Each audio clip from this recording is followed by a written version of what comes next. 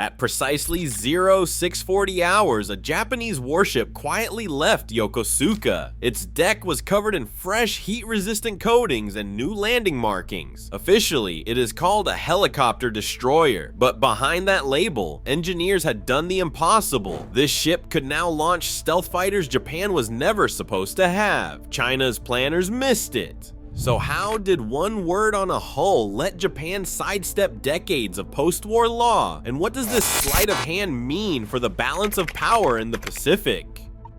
Shipyard engineers began the conversion of JS Izumo in late 2018, working in phases that left no part of the flight deck untouched. The first visible evidence appeared in 2021, when contractors applied a new heat-resistant coating across the full length of the deck. This specialized material, ordered through publicly tendered Ministry of Defense contracts, is designed to withstand the vertical exhaust from F-35B engines, a level of thermal stress far beyond what any helicopter could generate. Alongside the coating, bold yellow markings were laid out, mirroring US Navy STOVL patterns and providing precise guidance for jet pilots during landing and takeoff cycles. Structural changes ran deeper than the surface. The ship's bow, originally shaped for helicopter operations, was reshaped into a squared-off rectangular geometry. This modification, confirmed by shipyard work orders and satellite imagery from Kure, maximizes usable deck area and ensures safe operations for fixed-wing jets. The forward elevator, once rated for the 15-ton MCH-101 helicopter, was reinforced to support the F-35B's 27-ton maximum weight. While the Ministry of Defense has not released a precise post-refit load rating, official statements confirm the elevators are now engineered for routine, fully loaded F-35B handling, an operational leap from their original design. Electrical systems and power supply points were upgraded throughout the hangar and on the flight deck, supporting the advanced maintenance and refueling needs of stealth fighters. Tie-down points and deck edge safety nets were repositioned, and new lighting systems were installed to match the F-35B's night and all-weather approach requirements. The ship's internal spaces were also reconfigured, hangar bays expanded, ventilation and fire suppression systems enhanced, and jet fuel storage enlarged. These changes are detailed in Ministry of Defense procurement records and contractor statements, with each upgrade linked to the operational demands of sustained fixed-wing flight operations. By October 2021, the real-world test came. U.S. Marine Corps F-35B jets landed and launched from Izumo's deck, confirming the effectiveness of the new coatings, elevator reinforcement, and deck geometry. For the first time since World War II, a Japanese warship handled fixed-wing combat aircraft. Engineers from Japan Marine United, the ship's builder, and Japan Maritime Self-Defense Force deck crews documented every trial, noting the performance of the reinforced elevators and the resilience of the new flight deck under repeated jet operations. These upgrades are not cosmetic. Each modification, coating, elevator, bow reshape represents a deliberate material transformation, turning a so-called helicopter destroyer into a platform fully capable of launching and recovering stealth fighters.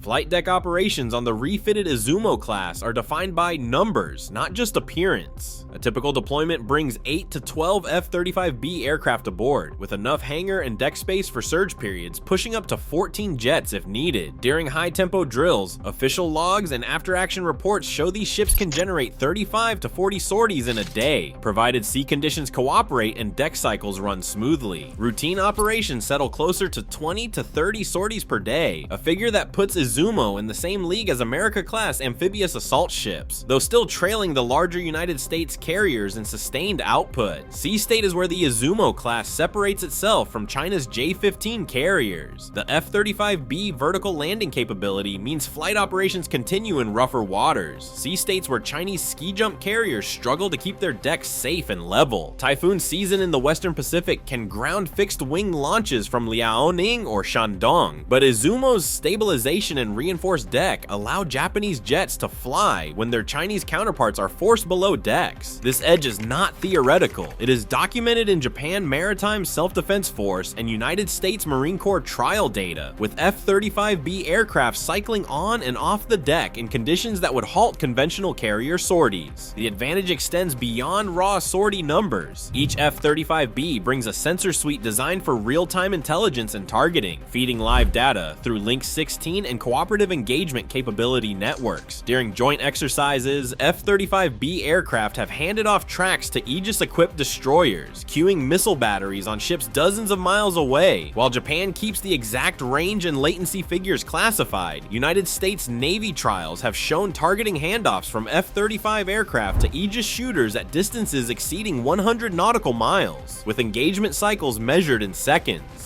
For the Japan Maritime Self-Defense Force, this means a single F-35B orbiting at the edge of radar coverage can extend the fleet's reach well past the horizon, passing targeting data to missile-equipped ships that never need to break cover. On deck, Japan Maritime Self-Defense Force flight crews and network operators are the linchpin. Their training pipeline mirrors United States Navy and United States Marine Corps standards, with pilots and landing signal officers rotating through United States bases and British carriers for carrier qualification. Deck crews drill on rapid fueling, weapons loading, and firefighting under live jet exhaust. The learning curve is steep. After action reviews from 2021 and 2024 trials show improvements in launch cycle times and deck safety, though maintenance tempo and spare parts delivery still trail United States benchmarks. The operational result is a ship that can launch, recover, and network stealth fighters in sea states that would ground the Chinese fleet, generating dozens of sorties per day and feeding targeting data across the fleet. Every upgrade, deck coding, elevator reinforcement, sensor integration, translates into real combat power, delivered by crews trained for the demands of modern naval air warfare.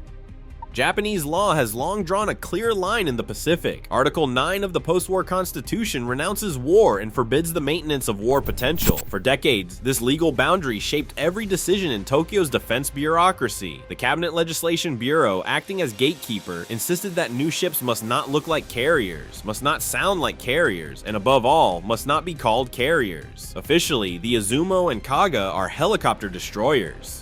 Their hull designation DDH remains unchanged, even as their decks now support 5th generation jets. The 2014 cabinet decision, led by Prime Minister Abe, stretched this legal framework. By reinterpreting Article 9 to allow collective self-defense, Japan opened the door to more ambitious naval capabilities, provided they stayed within an exclusively defensive posture. Parliamentary debate was fierce. Diet transcripts and legal commentaries from the era show lawmakers and scholars arguing over what counted as defensive. The solution was to maintain the destroyer label, even as the ships themselves were quietly designed for future fixed-wing operations. Across the East China Sea, Chinese military planners accepted this camouflage at face value.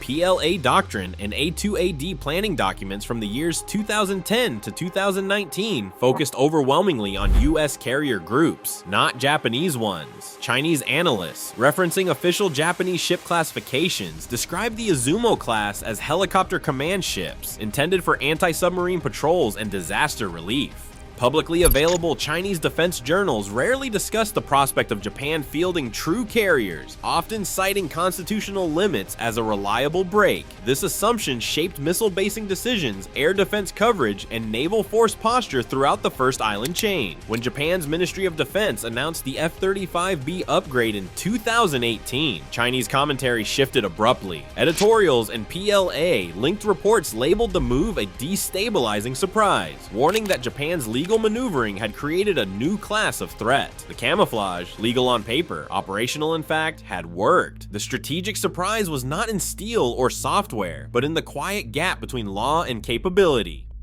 Open source analysts were the first to spot Izumo's transformation. Annotated satellite images posted on social media in mid-2021 showed unmistakable deck lines and thermal coatings, details that matched Ministry of Defense press releases within days. 4 pillars now underpin the case: official Ministry of Defense photos, satellite verification, shipyard contract disclosures, and United States Marine Corps test flight footage. Even the most skeptical defense experts now accept the evidence as conclusive, yet operational reality introduces friction. Maintenance logs and procurement records reveal a bottleneck in the F-35B training pipeline. As of late 2025, only a fraction of the planned 42 jets are delivered, and the number of fully qualified pilots and landing signal officers lags behind United States standards. Deck crews, though drilled in United States-style procedures, still face a steep learning curve, and after-action reviews reviews from 2021 and 2024 trials note slower launch cycles and longer deck cooling intervals than American benchmarks. Logistics pose another constraint. Spare parts and stealth coating repairs depend on United States supply chains. When a single component is delayed, aircraft readiness drops. Japanese maintenance teams must route major repairs through Nutabaru Air Base or Kure Shipyard, limiting sustained high-tempo operations at sea.